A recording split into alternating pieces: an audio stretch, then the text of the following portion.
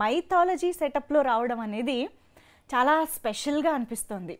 So ఈ కథ శాకుంతలం అని అనుకున్న తర్వాత దాని మ్యూజిక్ అనే టాపిక్ వచ్చిన తర్వాత దీనికి ఎలాంటి అప్రోచ్ ఇవ్వాలి అని ఒక డిస్కషన్ మీ ఇద్దరి మధ్య జరుగుంటుంది కదా, దాని గురించి మాతో చెప్తారా ఒకసారి? అంటే ముందు శాకుంతలం ఒక మైథాలజీ అనుకోవడం అంటే మణి గారు మంచి ఆకలి మీద ఉన్న పుల్లో ఉన్నారు.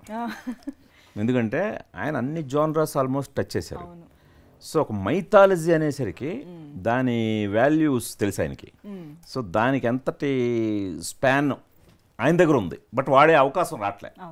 సో నేను ఇలా మైథాలజీ ఈ శాకుంతలం కథ అనగానే ఇంకా ఆయన అంతా ఇంత హ్యాపీ అవ్వలేదు.